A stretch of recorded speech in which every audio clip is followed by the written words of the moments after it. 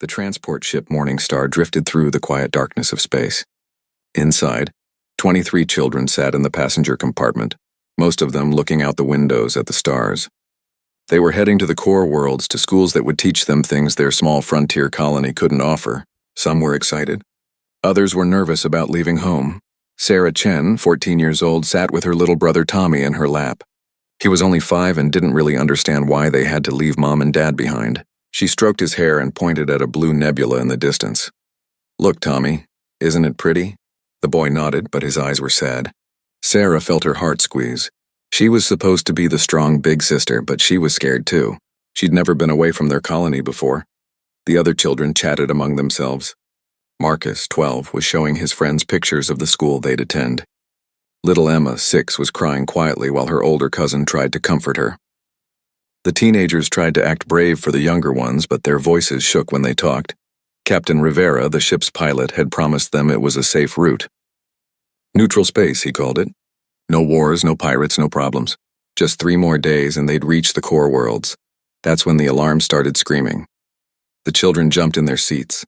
Red lights flashed throughout the compartment. Sarah grabbed Tommy tight as the ship shook violently. Something had hit them. "Everyone stay calm," one of the teachers shouted, but her voice was panicked. "Stay in your seats." Through the windows, the children saw ships approaching. They were ugly vessels covered in mismatched armor plates and weapons. Not military ships. Not friendly ships. Sarah's stomach dropped. She'd heard stories about raiders in the frontier. The transport ship shook again. And again. Captain Rivera's voice came through the speakers, crackling with static. "This is Transport Morning Star. We are a civilian vessel carrying children. We are unarmed. Please—" His voice cut off. The children screamed as their ship lurched sideways. Something was pulling them in. A tractor beam, maybe. Sarah held Tommy so tight he whimpered. Marcus grabbed the hands of 2 smaller kids near him. The teenagers tried to calm everyone down, but they were terrified too. The ship stopped moving. Everything went quiet except for the sound of children crying. Then they heard footsteps. Heavy boots on metal floors. Voices speaking in a language that wasn't human. The door to their compartment exploded inward and aliens poured in. Sarah had seen aliens before. The Galactic Council had dozens of species, and some traded with the frontier colonies. But these aliens looked different. Mean. They wore armor and carried weapons that hummed with energy. The aliens were tall, with blue-gray skin and 4 arms. Their faces had too many eyes, clustered around a mouth full of sharp teeth. They moved quickly, efficiently, like soldiers on a mission. "Secure them all," one alien said in rough English. "The young ones especially. They'll bring the best price." Price? Sarah's blood ran cold. They were going to sell them? The children tried to run, but there was nowhere to go. The aliens grabbed them with their multiple arms, ignoring the screaming and crying. One alien reached for Tommy, and Sarah fought back, kicking and biting. The alien simply picked her up with 2 arms while holding Tommy with the other 2. "Spirited," the alien said, its voice clicking and hissing. "The researchers will enjoy studying this one." They were dragged out of the Morning Star and forced through a connecting tube into the alien ship. Sarah looked back and saw Captain Rivera slumped over his controls, unconscious or worse. The 2 teachers were being held by more aliens. Everything was happening so fast. The alien ship was cold and dark. The children were pushed down corridors that smelled like chemicals and something rotten. They were terrified, holding onto each other, some too scared to even cry anymore. Finally, they reached a large room filled with cages. Not rooms, not cells, cages. Metal bars surrounded by flickering energy fields. Like animals were kept in? "No," Sarah whispered. "No, please." The aliens didn't listen. They shoved children into different cages, separating them into groups. Sarah fought to keep Tommy with her, and the aliens allowed it, throwing them both into the same cage. Marcus ended up in the cage next to theirs with 3 younger kids clinging to him. The energy fields hummed to life, sealing them in. Sarah immediately ran to the bars and pulled at them. A shock of electricity threw her backward. Tommy screamed, "Don't touch the bars," Marcus shouted from his cage. "They're electrified or something." All around them, the other children were crying, calling for their parents, begging to go home. The sound was horrible. Sarah had never heard anything so heartbreaking. She gathered Tommy in her arms and rocked him, trying to be brave even though tears ran down her face. The aliens stood outside the cages, observing them. One alien, taller than the others and wearing a long coat, stepped forward. It carried a tablet and was taking notes. "Fascinating," it said in English. Juvenile humans. They're smaller than I expected. And very loud. Dr. Vexith, another alien said. Are you sure about this? They're from Earth. The humans are new to the Council. What if nothing? Dr. Vexith interrupted. The humans are weak. They have no real military power. They're barely past their own solar system. And these are just children. The Galactic Council barely cares about adult humans. Who's going to miss a few younglings? Sarah's hands clenched into fists. She wanted to scream at them, but she forced herself to stay quiet. She needed to think. There had to be a way out. Dr. Vexith moved from cage to cage, shining lights in the children's eyes, making notes, treating them like laboratory animals. When it reached Sarah's cage, it stared at her for a long moment. This one has fight in her, it said. Good, I want to test their stress responses. Human emotions are said to be quite extreme. What are you going to do to us? Sarah asked, her voice shaking but angry. Dr. Vexith tilted its head. Study you. You're a new species to the galaxy. There's much we don't know about human biology, human behavior, human breaking points. Your kind will help us understand how to control humans when the time comes. You're monsters, Sarah spat. The alien made a sound that might have been laughter. We're scientists. And you're specimens now. The sooner you accept that, the easier this will be. Dr. Vexith walked away, still making notes. Other aliens began setting up equipment around the cages. Cameras, sensors, machines that beeped and whirred. They were preparing to study the children like they were animals in a zoo. Tommy had his face buried in Sarah's shirt. She could feel him shaking. Around them, the other children were in various states of panic. Little Emma was screaming for her mother. Marcus was trying to organize the kids in his cage, keeping them together in the center, away from the bars. Listen to me, Sarah called out softly to the other cages. Everyone listen. Some of the children looked at her. Their faces were red from crying, their eyes wide with fear. We have to stay calm, Sarah said, trying to sound confident. Our parents will come for us. Earth will come for us. We just have to stay alive until then. How do you know? A boy asked from another cage. We're so far from home. How will they even find us?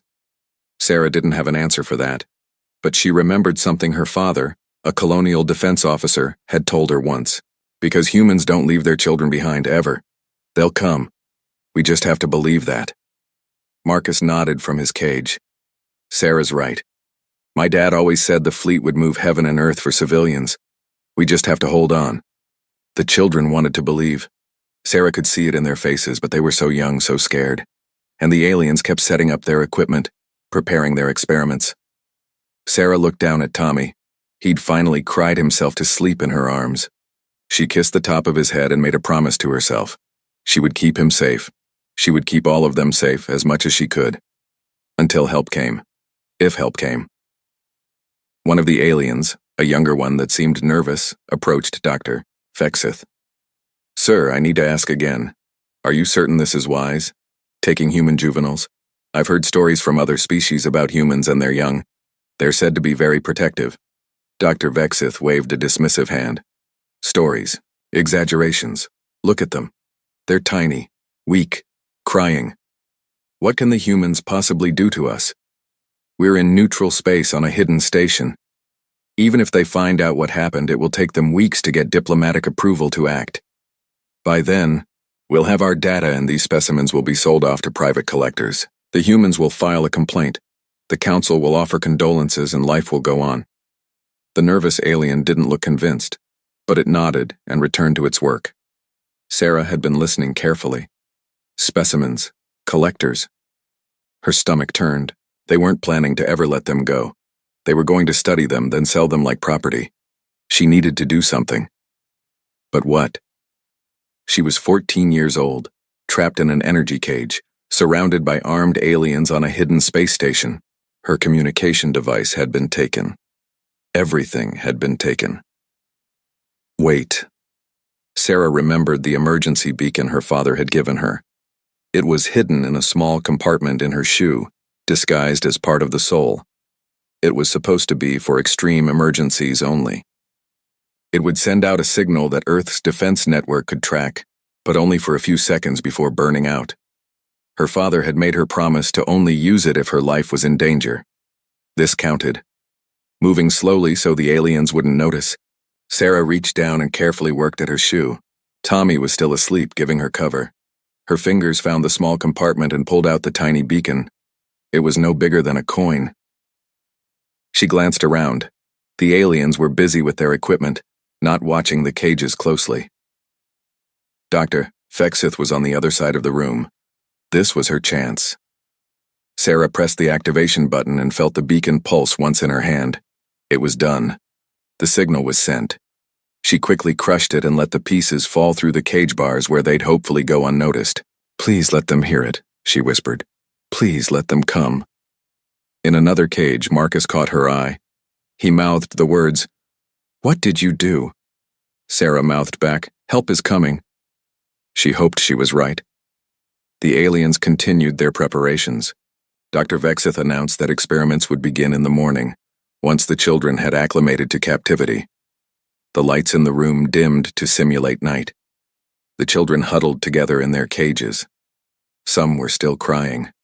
Others had gone silent, staring at nothing. Sarah held Tommy and tried to sing him a lullaby their mother used to sing. Her voice cracked, but she kept singing. Other children joined in softly. It was a human song, about home and safety and love. The aliens paused their work to listen, their expressions confused.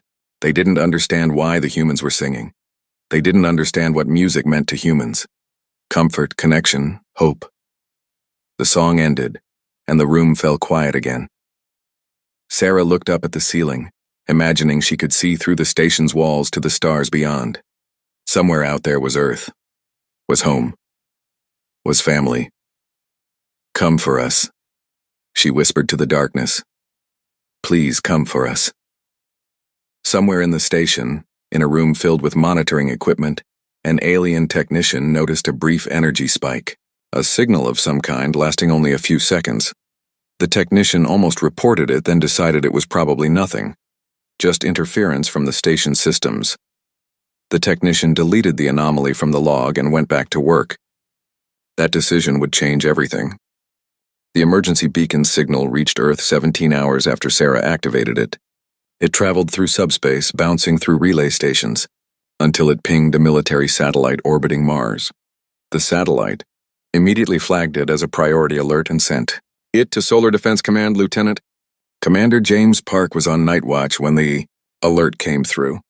He'd been drinking coffee and reviewing routine patrol reports, bored out of his mind. The sudden alarm made him spill his coffee all over his desk. "What the hell?" he muttered, pulling up the alert. His blood went cold when he saw the details. Emergency beacon. Transport ship Morning Star. Last known location in neutral space near the Krillian sector. Beacon activated, then went dead. The Morning Star. Park knew that ship. His mind raced through the fleet database. Civilian transport. Scheduled route to core worlds. Passenger manifest. He opened the manifest and felt his stomach drop. 23 children. Ages 5 to 14. Colony evacuation for education purposes. "Oh God," he whispered. "Oh no." His hands were shaking as he hit the emergency communication button. "This is Lieutenant Commander Park. I need Admiral Chen immediately. I don't care if she's asleep. Wake her up. Now." 3 minutes later, Fleet Admiral Catherine Chen's face appeared on his screen. She was in her quarters, hair loose, wearing a simple shirt instead of her uniform. Her eyes were sharp despite being woken up. "This better be important, Commander." "Admiral, we have a situation." Park sent her the data. Transport Morning Star went dark 19 hours ago. Emergency beacon just activated in Krillian space, then died. "Ma'am, there were children on that ship." He watched Chen's expression change as she read the report. Her jaw tightened. Her eyes went cold. "Get me everything," she said quietly. "Every scan, every communication, every piece of data we have on that region. Contact the ship's families. And wake up Admiral Rodriguez, General Thompson, and Ambassador Liu. Meeting in my office in 30 minutes. We're going to DEFCON 2. Ma'am, DEFCON 2? For a missing transport?" Chen's voice could have frozen fire. "Those are our children, Commander. Our species' children. Tell me, do you have kids?" "Yes, ma'am. 2 daughters." "Then you understand. 30 minutes, move." The screen went dark. Park sat there for a moment, his heart pounding. DEFCON 2 meant the military was preparing for war, for 23 kids. But as he thought about his own daughters asleep in their beds, he understood completely. He started making calls. Within the hour, Solar Defense Command was lit up like Christmas. Every station was manned. Officers were being called back from leave. Ships in dock were being prepped for immediate deployment. The entire command structure was mobilizing with a speed that surprised even the veterans. Admiral Chen stood in her office, now in full uniform, staring at the star map on her wall. The Krillian sector was highlighted in red. Neutral space, technically. Not controlled by any major power. A place where things happened that the Galactic Council preferred to ignore. Ambassador Liu arrived first. She was a small woman, barely 5 feet tall, but she had negotiated humanity's entrance into the Galactic Council almost single-handedly. She took one look at Chen's face and knew something terrible had happened. "Catherine, what is it?" 23 children taken. We think it's the Krillians." Liu's face went pale. "Taken, you mean kidnapped, captured, whatever you want to call it. They were on a civilian transport heading to school. The ship disappeared. We got one emergency beacon signal, then nothing." Liu sat down heavily. "Do the Krillians understand what they've done?" "I don't think they have any idea," Chen said grimly. "How could they?" "Most of the species in the council barely acknowledge their offspring. They lay eggs and walk away. Or they birth them fully grown, or they reproduce by budding. They don't understand what human children mean to us. We need to make them understand fast." Liu was already pulling up her communication device. "I need to contact the council immediately. They need to authorize a rescue mission." Admiral Rodriguez and General Thompson arrived together. Rodriguez was Navy in charge of the fleet. Thompson was Marines in charge of ground operations. Both men looked angry enough to bite through steel. "Tell me we're going after them," Rodriguez said without preamble. "We're going after them," Chen confirmed. "But we need to find them first. Intelligence is working on it now. The beacon gave us a location, but it's approximate. That whole sector is full of hidden stations and asteroid bases. The Krillians could be anywhere. How long do we have?" Thompson asked. Before something happens?" No one wanted to say what they were all thinking. What the aliens might do to human children. Study them. Hurt them. Worse. "We don't know," Chen admitted. "But we're not waiting for diplomatic approval. Ambassador Liu will try to get the council's blessing. But whether she does or not, we're moving. I'm assembling 3 battle groups. Rodriguez, I want your best ships. Thompson, I want special forces ready for extraction. Full gear, full authorization. What about rules of engagement?" Rodriguez asked carefully.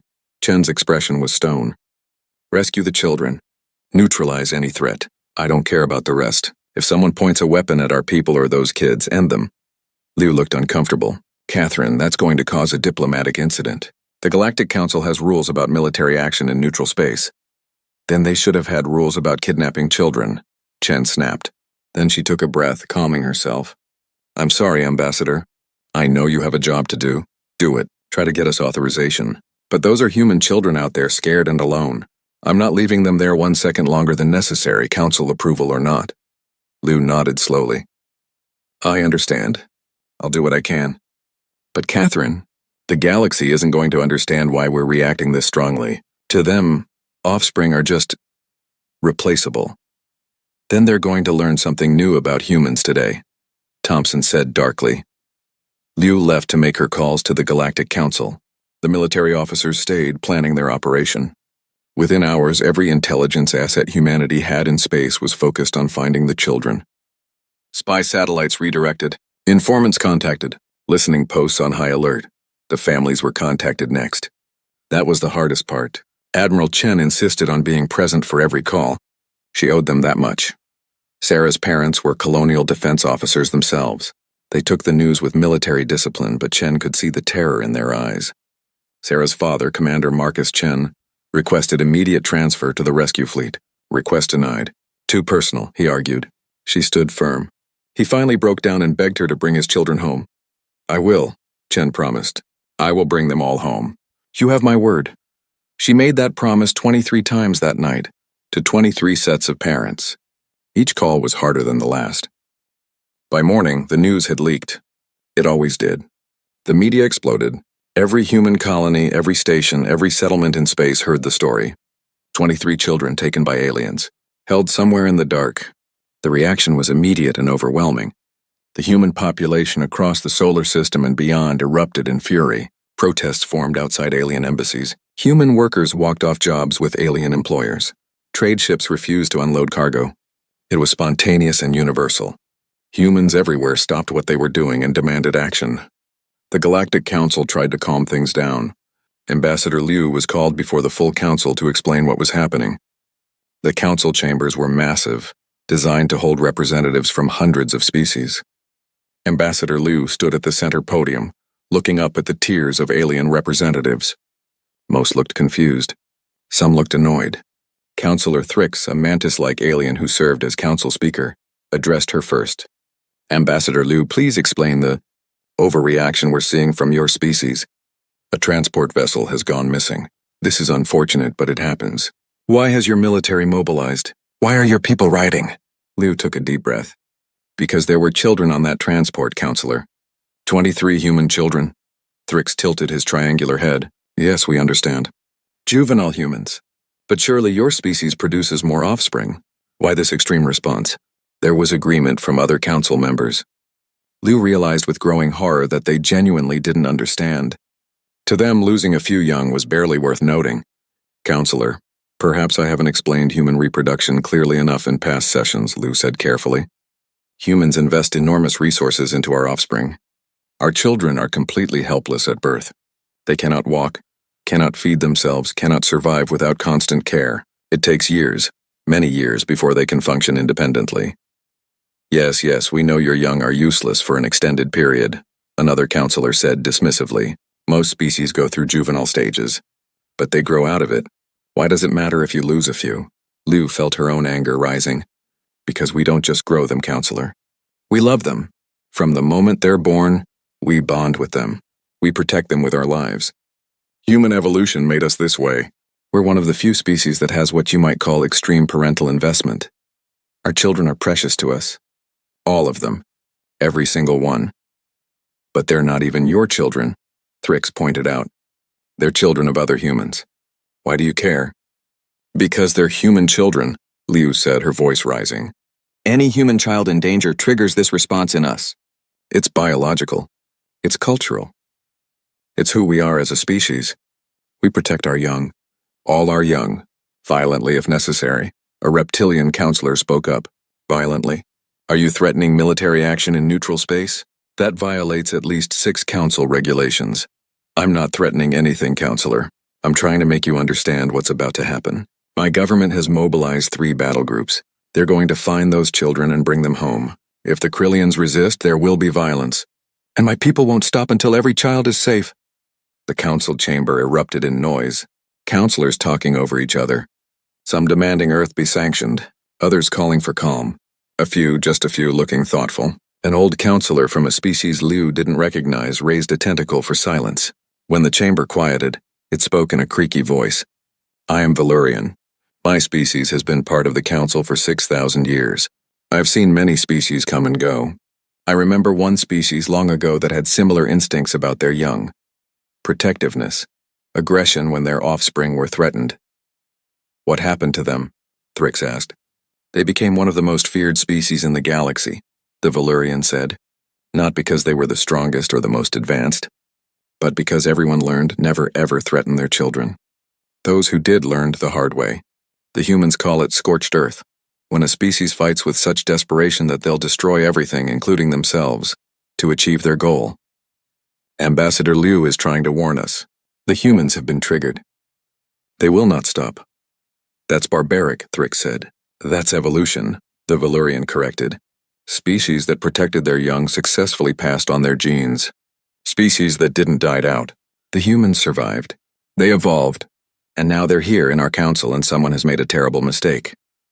Liu nodded gratefully at the old counselor. Please, council, give us authorization to conduct a rescue operation. Help us find these children before this situation escalates. We don't want war. We just want our children back. The council debated for hours. Back on Earth, the military wasn't waiting. Intelligence had finally found something.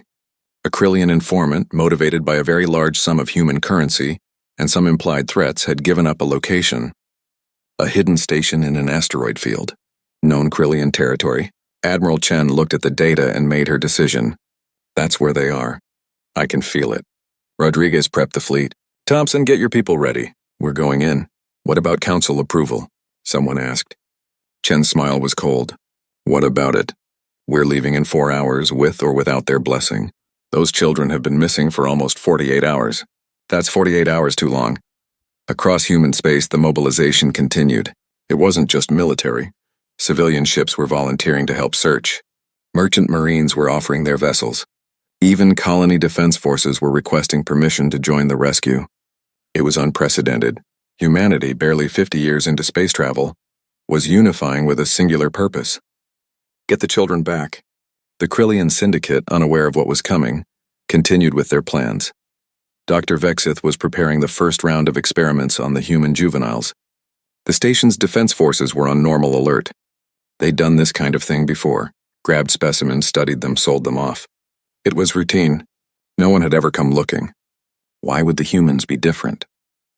They were about to find out. The human fleet arrived in silence. 3 battle groups, 47 ships in total, dropped out of faster-than-light travel at the edge of the asteroid field. They didn't announce themselves. They didn't broadcast warnings. They simply appeared like ghosts in the darkness.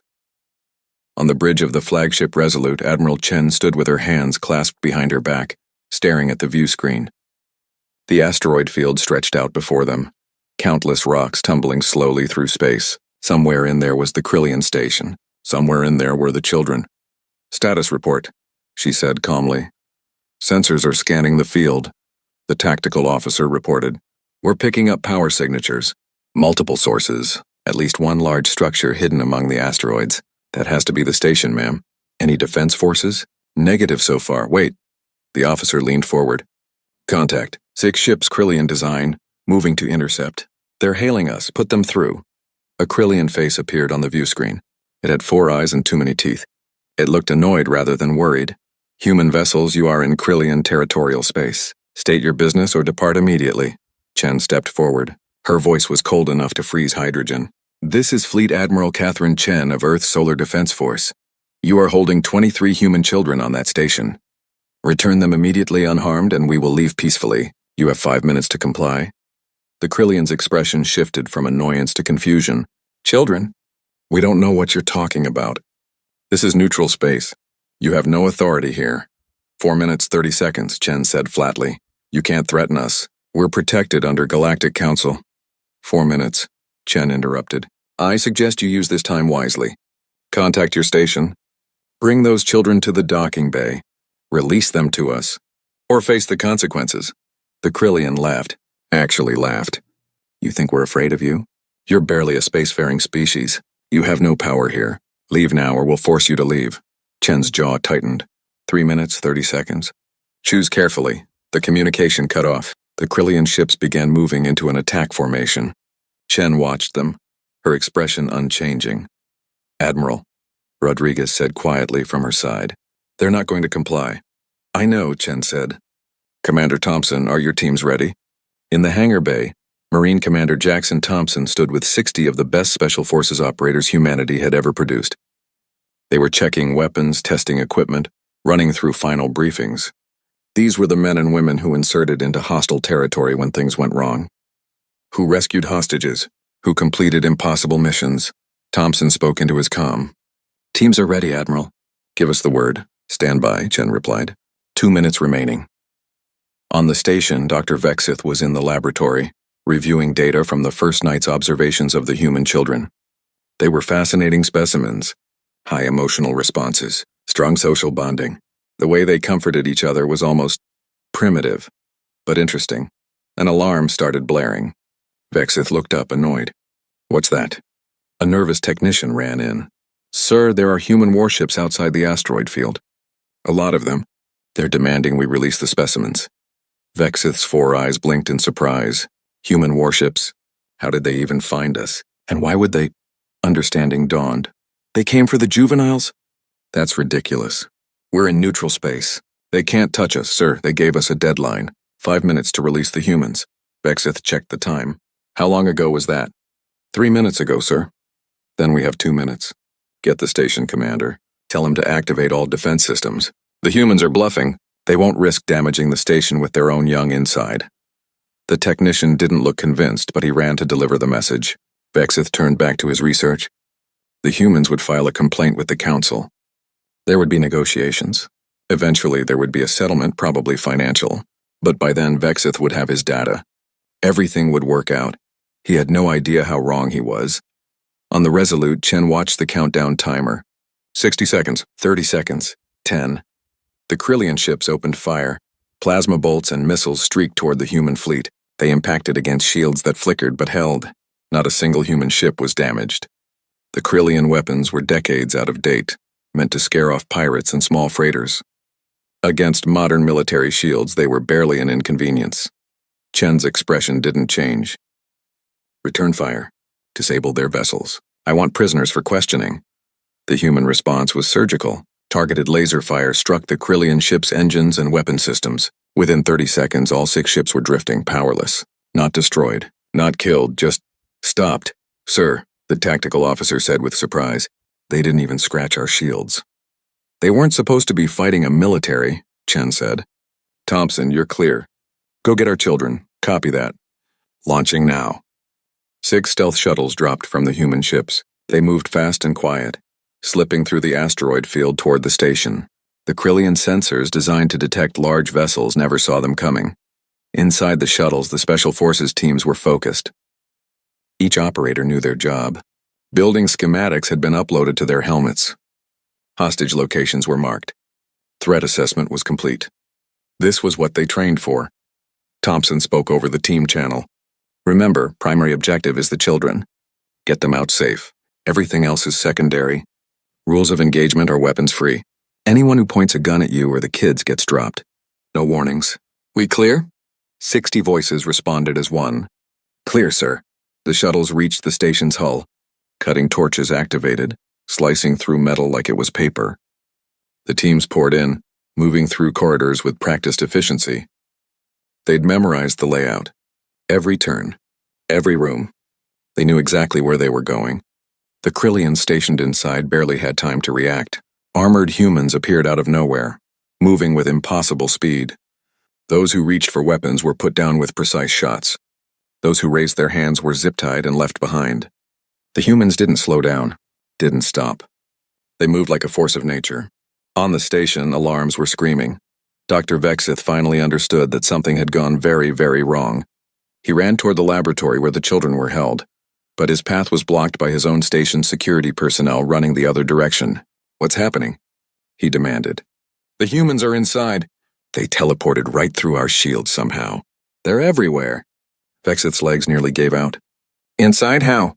That's impossible. But it wasn't impossible. The human military had tech that most of the galaxy didn't know about. Couldn't imagine. Things humanity had developed in isolation before joining the Galactic Council, and they'd just revealed one of their secrets because nothing mattered except getting those children back. In the cage room, Sarah heard the alarms. She sat up, hope and fear warring in her chest. Tommy woke up confused. All the children were stirring, looking around. What's happening? Marcus called from his cage. I don't know, Sarah said.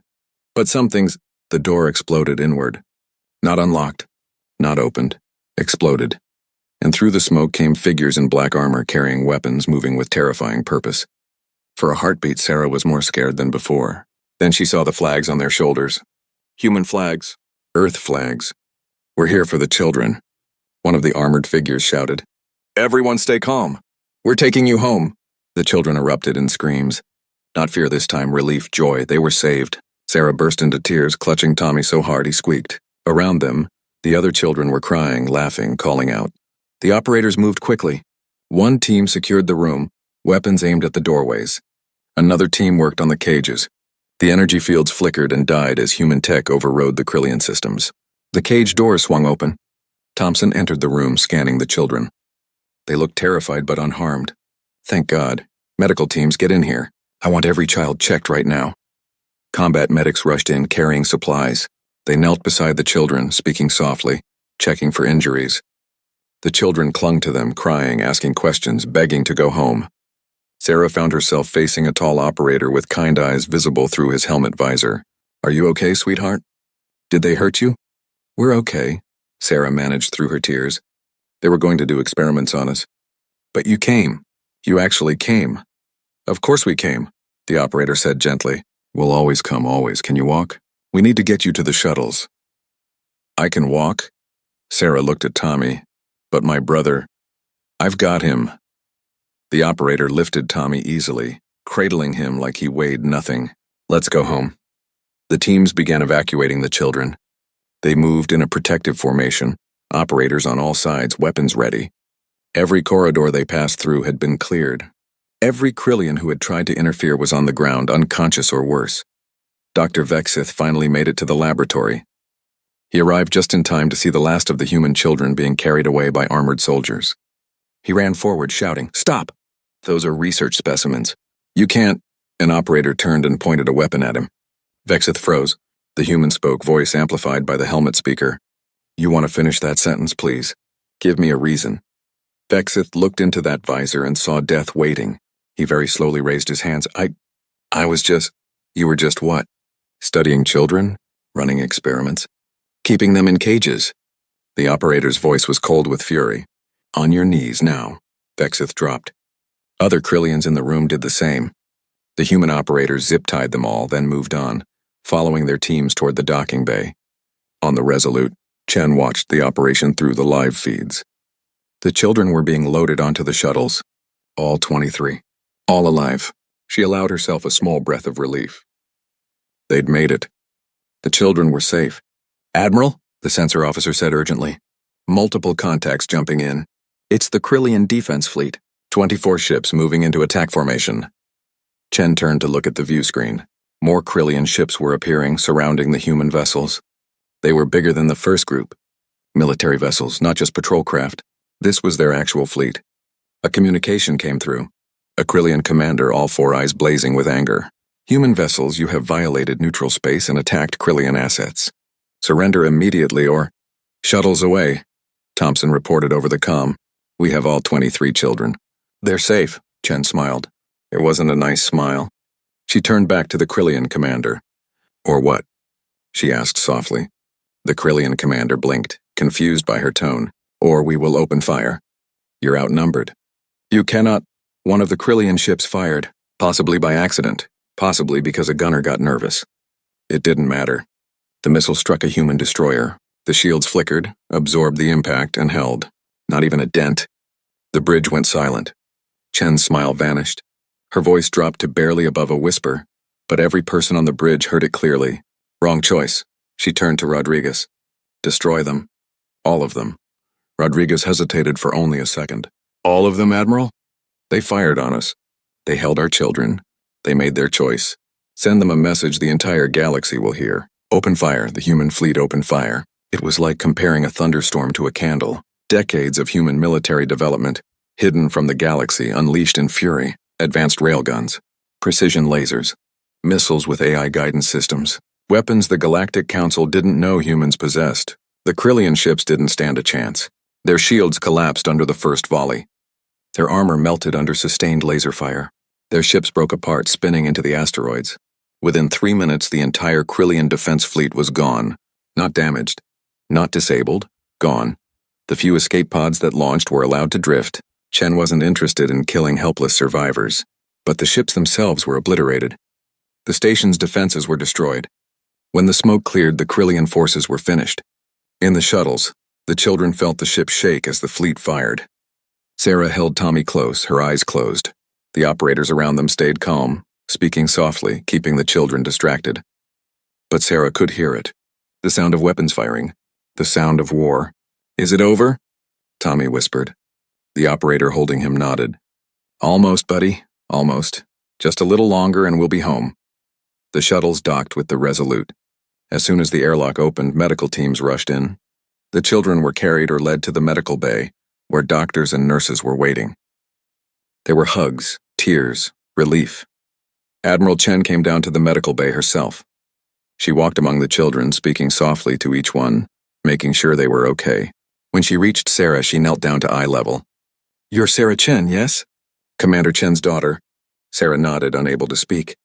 Chen smiled, truly smiled this time. "Your father is waiting for a comm link. Want to call him?" Sarah nodded again. Chen handed her a personal comm device. Sarah's hands shook as she activated it. Her father's face appeared on the screen and he was crying. Her mother was beside him, tears streaming down her face. "Sarah, Tommy. Oh God, you're okay. You're both okay. We're okay, Dad, Sarah managed. The military came. They saved us. They destroyed everything to save us. I know, sweetheart. I know, I'm so proud of you. You were so brave. Both of you. We'll see you soon, real soon. I promise. The call ended. Sarah looked up at Admiral Chen. Thank you. Thank you for coming for us. Chen's expression was fierce with emotion. We will always come, always remember that. Humanity doesn't leave its children behind. Not ever. Around the medical bay, similar scenes played out. Children calling home. Families weeping with relief. Medics checking everyone over. Treating minor injuries, offering comfort.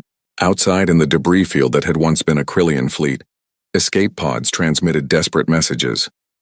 And Chen let them. Let them tell the galaxy what had happened. Let them warn everyone who would listen. Touch human children, and humanity will burn down the stars to get them back. The Galactic Council chambers had never been so chaotic. Representatives from 300 species were all trying to talk at once. Some were shouting. Others were making threatening gestures. A few had walked out entirely. The whole galaxy was reacting to what the humans had done. Councillor Thrix, the mantis-like council speaker, was banging his gavel repeatedly, trying to restore order. His translator was struggling to keep up with all the different languages being shouted. Order! We must have order! Ambassador Liu stood at the center podium, looking small and tired. She'd been standing there for 4 hours, defending humanity's actions. The aliens weren't making it easy. 74 ships destroyed, a reptilian councillor hissed. Over 3,000 Krillian casualties. Billions in property damage. All for 23 juveniles. This is madness. It was self-defense, Liu said for what felt like the 100th time. The Krillian fleet fired first. Admiral Chen gave them multiple opportunities to surrender peacefully. After you invaded neutral space, another councillor shouted. After you attacked a civilian station, you're trying to justify war crimes. Liu's exhaustion was turning into anger. She'd been patient. She'd been diplomatic. But these aliens still didn't understand, and her patience was wearing thin. War crimes? She said, her voice rising. You want to talk about crimes? Let's talk about kidnapping children. Let's talk about caging them like animals. Let's talk about the experiments Dr. Vexith was planning to run on them. Those children were going to be sold like property. And you're calling us criminals? They're just offspring, the reptilian councillor said dismissively. Your species produces more. What's the issue? Liu stepped forward, her hands clenched. The issue is that you don't understand what children are to humans. You keep calling them offspring or juveniles like they're incomplete adults.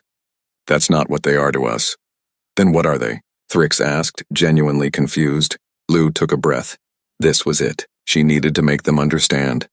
Really understand. Or humanity would never be safe in the galaxy. Human children are our future, she began. But they're more than that. From the moment a human child is born, we love them. Not because of what they'll become, but because of what they are right now. We form bonds with them that don't break. Ever. A human parent would die for their child without hesitation, would kill for their child without remorse. But these weren't your children, a counselor pointed out. They weren't the military personnel's children. They were random juveniles from various families. That doesn't matter, Liu said intensely.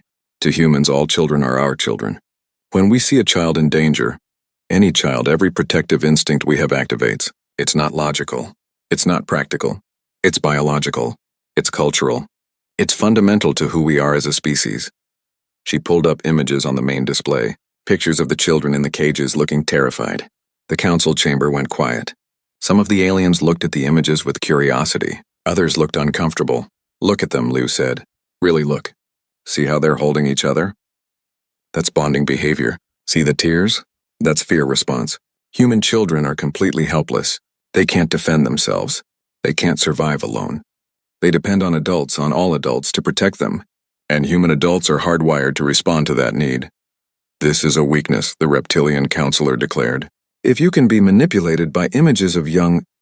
It's not a weakness, an old voice interrupted. It's a strength, everyone turned. The ancient Valurian was rising from its seat, moving slowly on tentacles that had seen millennia. The chamber fell silent out of respect. The Valurians were one of the oldest species in the council, and their wisdom was legendary. I spoke before about a species I encountered long ago, the Valurian said. They protected their young with ferocity. Do you know what happened to those who tried to harm their offspring? Silence. the Valyrian continued. They were destroyed, utterly. Not defeated in battle, destroyed. The parent species would pursue vengeance across star systems. They would sacrifice their own lives to ensure their young survived. They didn't negotiate. They didn't compromise. They simply acted with the full force of their being to protect their children. What species was this? Thrix asked quietly. They're gone now, extinct. But not because they were weak. They thrived for millions of years precisely because they protected their young so effectively. They only died out when their sun went supernova, but everyone in the galaxy at that time knew.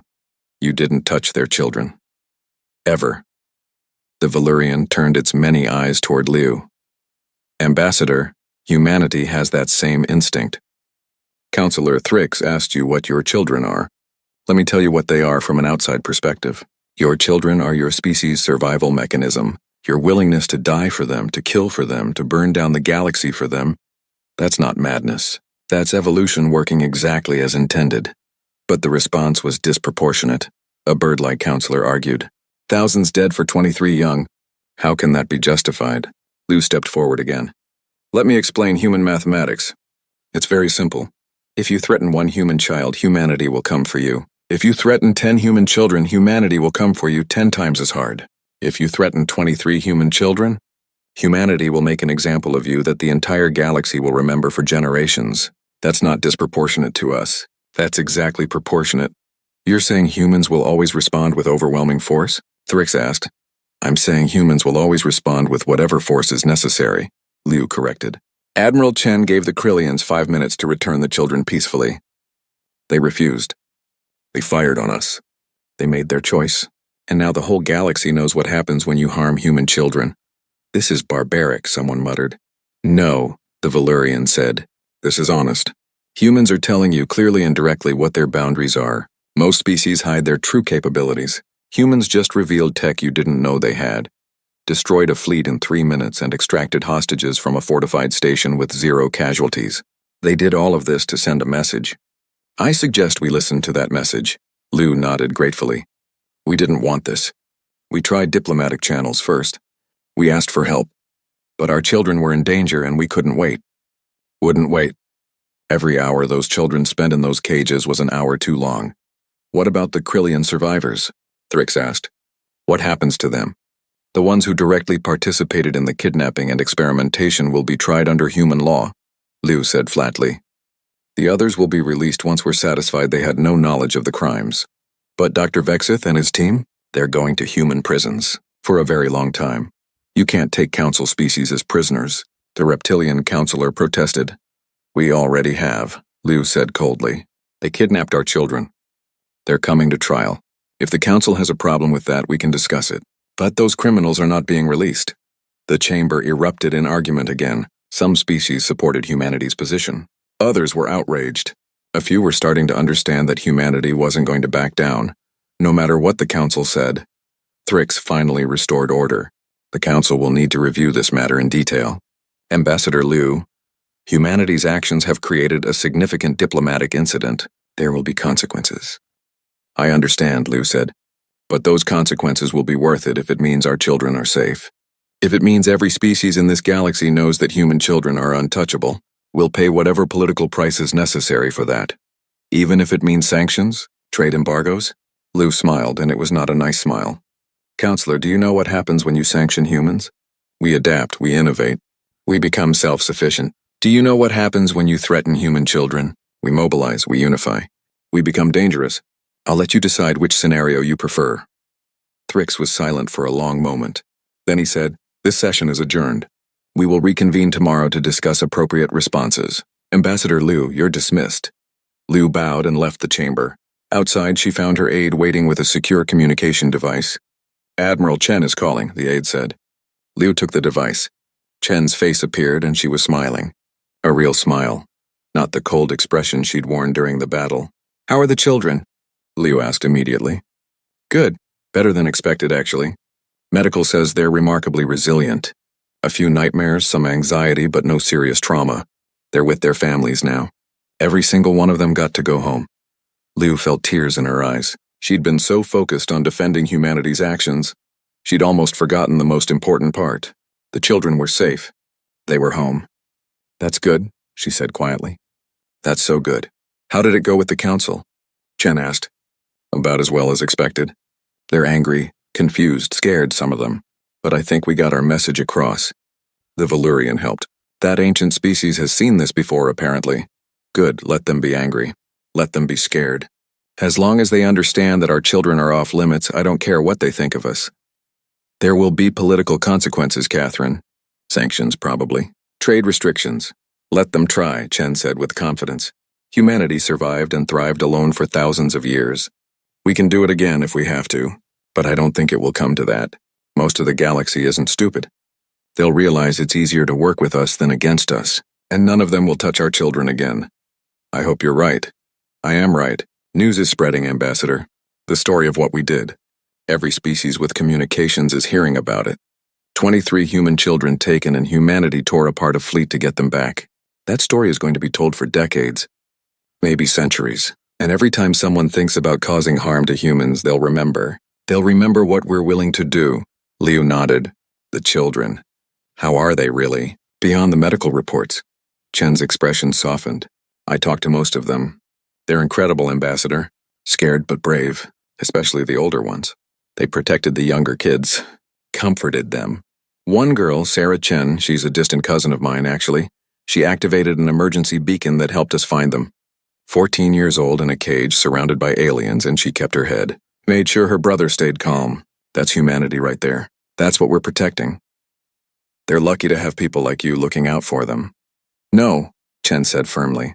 We're lucky to have kids like them. They're our future. Every single child is precious. That's what the Council doesn't get. They think we overreacted, but we didn't. We reacted exactly right. Those children are worth more than all the ships in the galaxy. The communication ended. Lao stood there for a moment, collecting her thoughts. She was exhausted. Mentally, emotionally, physically drained. But it had been worth it.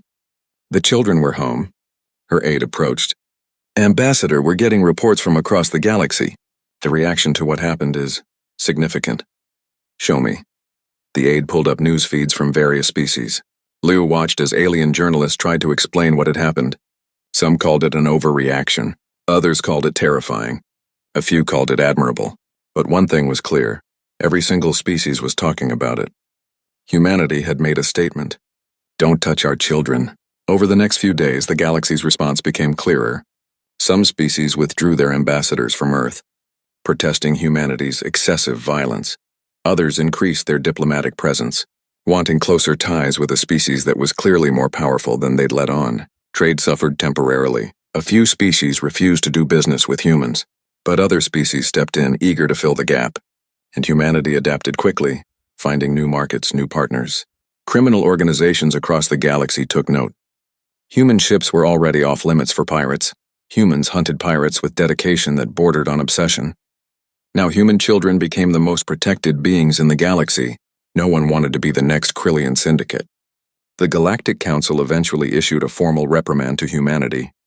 Trade sanctions were discussed but never implemented. Too many species relied on human goods, human technology, human expertise. Instead, the Council issued a new directive. Juvenile humans were to be given special protected status. Any harm to human offspring would be considered an act of war. It was exactly what humanity wanted. Liu had pushed for that language. And the Council, after seeing what happened to the Krillians, agreed. On Earth, the rescued children slowly returned to normal life. They had counseling. They had support. Some struggled more than others, but they all had something precious. They had their families. They had their homes. They had the knowledge that when they'd been in danger, their entire species had mobilized to save them. Sarah Chen stood with her parents on the observation deck of their colony station, watching ships come and go. Tommy was playing nearby with friends. Her father stood beside her, an arm around her shoulders. Are you okay, sweetheart? He asked quietly. Yeah, Sarah said. I am, thanks to the fleet. Thanks to everyone who came for us. I'm so proud of you, her father said. The way you handled things. The beacon. Taking care of Tommy, you were amazing. Sarah leaned into him. I was so scared, Dad, but I knew you'd come. I knew someone would come. Because that's what humans do. We protect each other. Always, her father promised. Always. In the distance, a military patrol passed by the station. Sarah watched them go and felt safe. The galaxy had learned something important. Humanity had taught them all a lesson. Don't touch the children. Never ever touch the children. 1 year had passed since the incident. The galaxy had changed in ways both subtle and obvious. Humanity had changed too. On the colony world of New Terra, Sarah Chen walked through the corridors of her new school.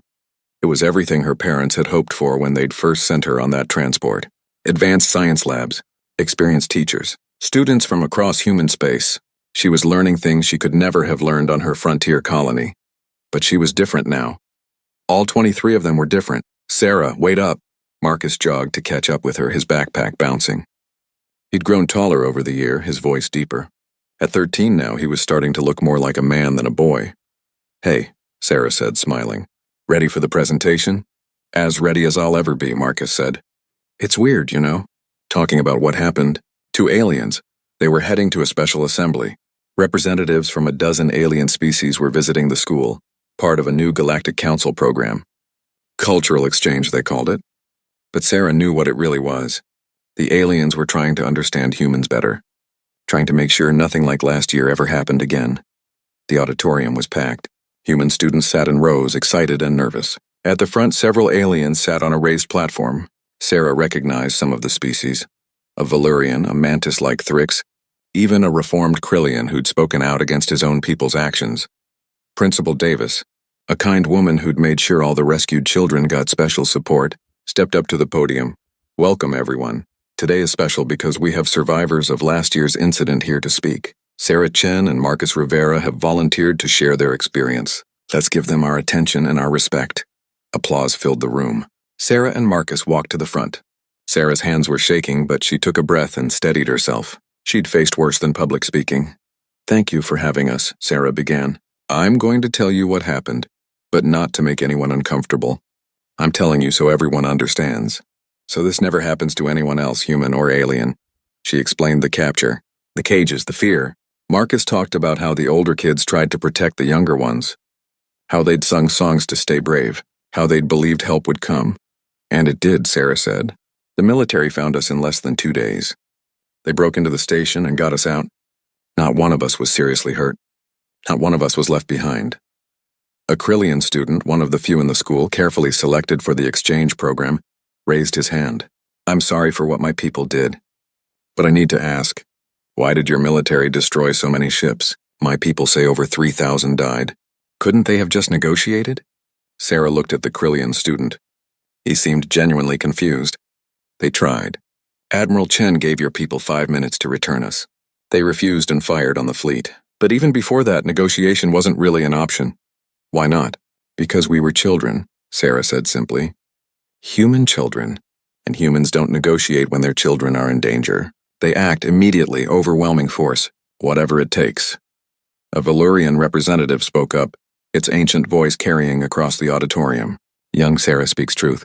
Humans are one of the few species that evolved with extreme parental protection. Do you know why? Students shook their heads. The Valurian continued. Because human offspring are helpless for many years. They cannot walk at birth, cannot feed themselves, cannot survive without constant care. So evolution made human adults fiercely protective. Those who protected their young survived. Those who didn't died out. Humanity exists today because your ancestors were willing to die and kill for their children. It's not just biological, Marcus added. It's cultural too.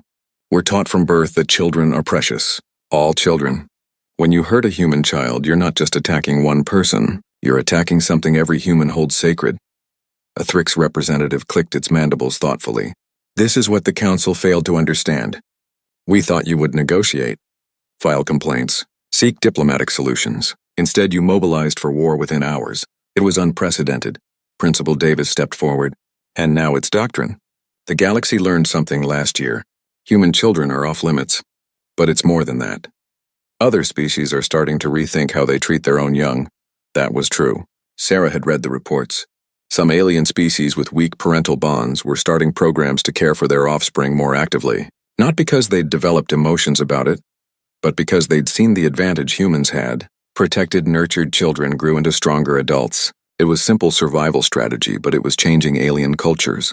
There's something else, Sarah said, something the Krillians didn't understand. When they captured us, they thought they were just taking specimens, research subjects. But they weren't. They were taking someone's daughter, someone's son, someone's little brother. We weren't specimens.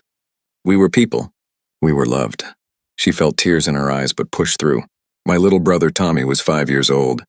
He was scared and confused. He didn't understand why strange aliens were putting him in a cage. I held him and promised him we'd be okay. And we were, because our people came for us. Marcus nodded. Every single adult human, when they heard what happened, reacted the same way. Military personnel canceled leave. Civilians volunteered to help search. People who'd never met us demanded our rescue. That's what being human means. We protect our own, especially the young ones. A human student in the audience raised her hand. How did you stay so brave? I would have been terrified. We were terrified, Sarah admitted, but we had each other. The older kids took care of the younger ones. We sang songs, told stories, reminded each other that someone was coming, and that hope kept us going. The assembly continued for another hour. Questions were asked, answers were given. The alien representatives took extensive notes. This wasn't just cultural exchange, this was education. The galaxy learning about humanity's deepest instincts. After the assembly, Sarah and Marcus were approached by the Valurian representative. Up close, the ancient alien was even more impressive. Its tentacles moved with deliberate grace, its many eyes wise and kind. You spoke well, young ones, the Valurian said. Your species is fortunate to have such brave children. Thank you, Sarah said. Can I ask you something? You mentioned another species that protected their young like humans do. What happened to them? The Valurian's expression shifted. Sadness, maybe. They thrived for millions of years, longer than most species survive. They explored thousands of worlds, built magnificent civilizations, and it all happened because they valued their offspring above all else. When their son died, they fought to the very end to save their children. They succeeded. The children escaped in generation ships. The adults stayed behind and died, but they died knowing their young would survive. Where are those children now? Marcus asked. Gone into the deep galaxy. Perhaps they still live out there, transformed by time, perhaps not. But they were given a chance because adults sacrificed for them, just as your Admiral Chen was willing to sacrifice for you. Sarah thought about that. She came for us even though we were strangers to her. Because you were children, the Valurian said. And humans don't need to know a child personally to protect them. They protect all children. It's beautiful and terrifying in equal measure. Months passed.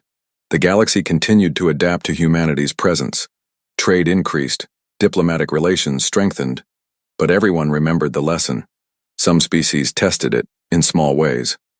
A pirate crew, new to the frontier, didn't believe the stories. They attacked a human mining colony, thinking it would be an easy target. The colony had only a small security force and several dozen families with children. The pirates boarded the colony station, demanding valuables. They made a critical mistake. They threatened a child. Held a weapon near a little boy while his mother watched. The security forces, untrained and poorly equipped, threw themselves at the pirates with suicidal fury. Every miner, every worker, every adult on the station grabbed whatever weapon they could find and fought back. Not tactically, not carefully. With pure, desperate rage. 3 pirates died in the first 30 seconds. The others tried to retreat to their ship. Too late. A human patrol ship had picked up the distress signal and jumped in. The patrol ship was small, just a corvette with light weapons. It didn't matter. The corvette destroyed the pirate vessel in one pass. No warning. No negotiation. The pirates in the station were hunted down by the colonists themselves. By the time the patrol ship's marines arrived, the situation was over. Pirates dead or captured. 1 colonist injured. The child safe. The patrol captain's report was simple. Pirates threatened a human child. Standard protocol followed. No further action required. Standard protocol. That's what it had become. You threaten a human child, you die. Simple, clear, universal. The story spread through criminal networks faster than light. Human ships were already avoided by smart pirates. Now human colonies were too. Not worth the risk. Not worth the absolute certainty of violent retaliation.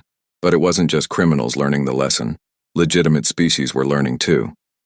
A trade dispute arose between humanity and the Zeltron Confederacy over shipping routes. The Zeltrons tried to pressure humans by threatening to block access to certain stations. The human response was measured but firm. Do what you need to do. But know this. We have 3 colony ships full of children scheduled to pass through that sector next month. If anything happens to those ships, we will hold you personally responsible. The Zeltrons immediately backed down. The dispute was resolved through negotiation. The colony ships passed through without incident. The Zeltrons had learned. It wasn't worth making enemies of a species that would burn your entire civilization down for threatening their young. On Earth in Solar Defense Command, Admiral Chen sat in her office reviewing reports. A year of peace. Real peace. No incidents. No attacks on human civilians. Crime against humans was at an all-time low across the galaxy. Ambassador Liu called in on the secure channel. Catherine, have you seen the latest council reports? Just reading them now, Chen said. Interesting numbers. Attacks on human vessels are down 97%. Kidnappings are 0. Even minor crimes against humans have dropped significantly. The galaxy has collectively decided we're too much trouble to mess with. Good, Chen said. That was the point. There's more. Several species are requesting human security advisors. They want to learn our protection protocols.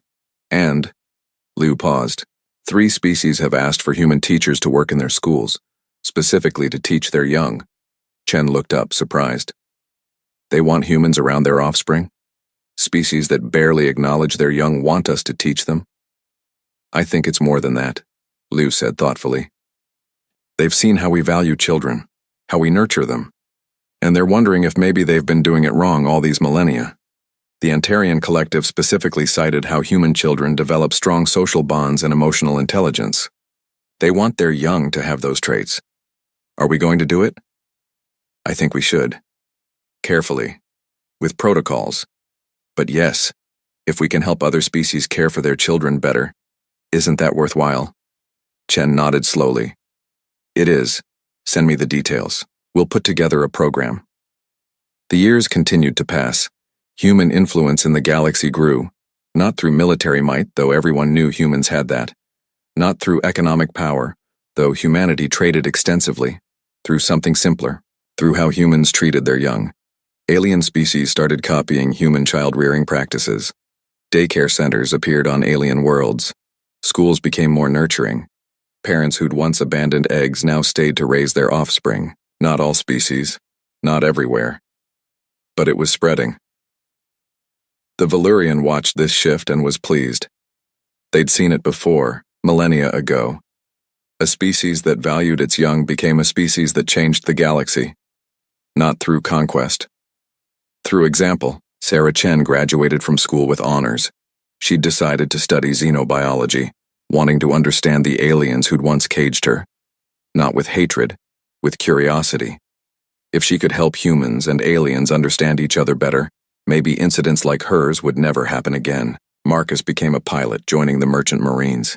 He wanted to travel the galaxy, see new worlds, but he also trained in combat. Just in case. He remembered being helpless in that cage. He'd never be helpless again.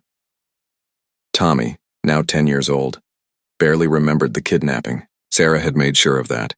She'd protected his memories, helped him heal, made sure he grew up feeling safe. That was her job as a big sister. That was every human's job with every child. On the anniversary of the rescue, a memorial was unveiled on Luna. A simple monument with 23 names carved into metal.